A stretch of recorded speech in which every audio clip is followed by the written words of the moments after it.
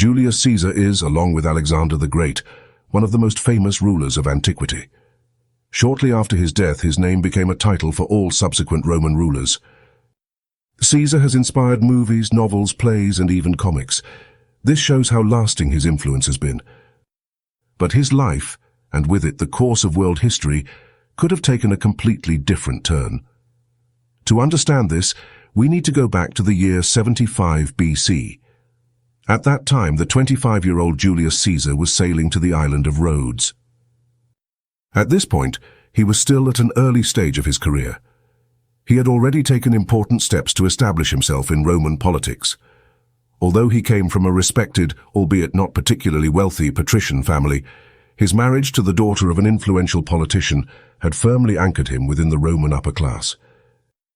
The decision to travel to Rhodes to study with a renowned rhetoric teacher was politically motivated. He understood the advantages of a solid rhetorical education for his future career. However, Caesar's journey took an unexpected turn when his ship was attacked by Cilician pirates. This was a notorious group of sea robbers who terrorized the Mediterranean. It is unclear how many people died in this attack, but the pirates were more interested in capturing people alive and demanding ransom. Along with Caesar, some of his friends and servants who were accompanying him to Rhodes were also taken captive. They were all brought to the island of Pharmacusa, which is part of present-day Turkey. Initially, the pirates demanded a ransom of 20 talents of silver, which was the usual amount for a Roman noble. This was about 1,300 pounds of silver, equivalent to a present-day value of roughly $130,000. Although the pirates did not know exactly who Caesar was, they recognized from his demeanor that they had someone of importance before them. Caesar made no attempt to downplay his status.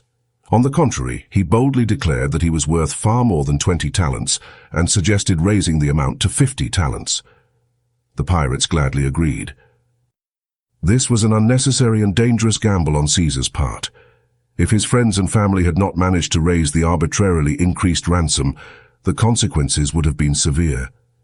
The pirates wouldn't have killed him, but they would have sold him into slavery. Educated slaves from former high status were in high demand and fetched high prices. As a Roman citizen, Caesar couldn't have been sold into slavery in Rome, but he could very well have been sold elsewhere. If that had not worked out, he might have ended up as a galley slave on the pirates' ships. Galley slaves had a life expectancy of only 2 to 3 years.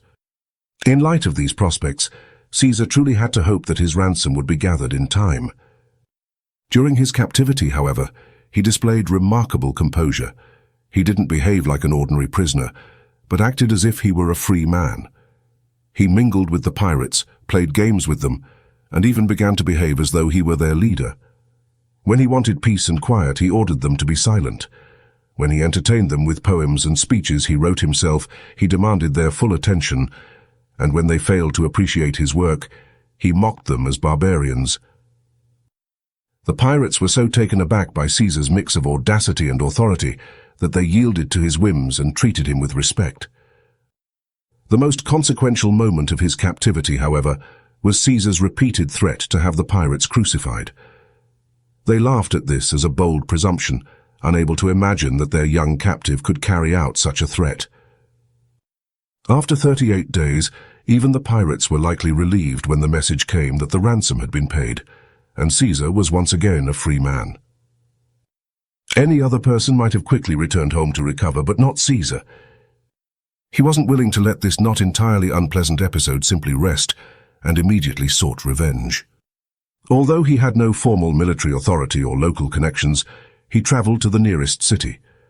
There, through persuasion and rhetorical skill, he managed to rally support and assemble a small fleet. Of course, his status as a prominent Roman citizen also worked in his favor. Caesar sailed on one of the ships and was directly involved in tracking down and capturing the pirates. It turned out to be an advantage that he had used his captivity to study the pirates' habits and movements. He handed over the captured pirates to the local governor in Pergamon. When this official wanted to sell them as slaves, Caesar took immediate offense. He had threatened them with crucifixion, and he saw no reason to change his plans now. The governor, however, was unmoved and insisted on selling them. Caesar was not deterred. he took matters into his own hands. He exploited the often unclear legal authority in the provincial cities and personally removed the pirates from prison.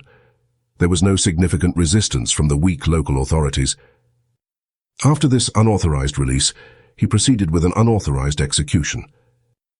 To modern observers, this might seem surprising, as one might assume Caesar had formed some degree of camaraderie with the pirates. But he saw things differently, maybe for good reasons. It is clear that the pirates were far from innocent. They were plunderers and murderers.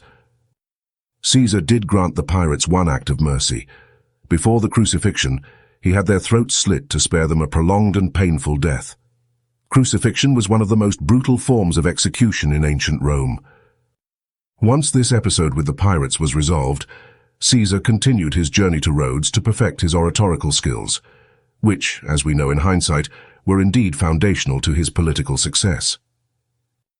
But what does this story reveal about Caesar? It shows us a man with an apparent natural authority and immense self-confidence, almost to the point of arrogance. His focused actions and incredible adherence to principles, to the point of stubbornness, are also notable. He preferred to take matters into his own hands, often disregarding governmental authorities. He seemed to have a talent for recognizing his personal limits and assessing external risks. In the execution of the pirates, his somewhat humane side also emerged. On one hand, he did not deviate from his principles. On the other, he had them nailed to the cross only after they were dead. In this way, he kept his promise, but showed a minimum of mercy. Considering his character traits, one might almost think there was no better candidate for the role of an absolute ruler. As we know, however, all strengths also carry the seeds of their downfall. His relentless pursuit of power and disregard for other authorities ultimately led to his death in 44 BC. A group of 60 senators brought him down with daggers. Historically intriguing is the speculation about what might have happened if Caesar hadn't survived his captivity with the pirates. One thing is certain: without Caesar, his adopted son Augustus would not have risen to become the first Roman emperor. Augustus led the empire into a long period of peace, providing an ideal environment for the spread of Christianity, a foundation of Western society. Caesar's military conquests, particularly in Gaul, also had far-reaching effects on the spread of Roman culture, law, and the Latin language in Europe.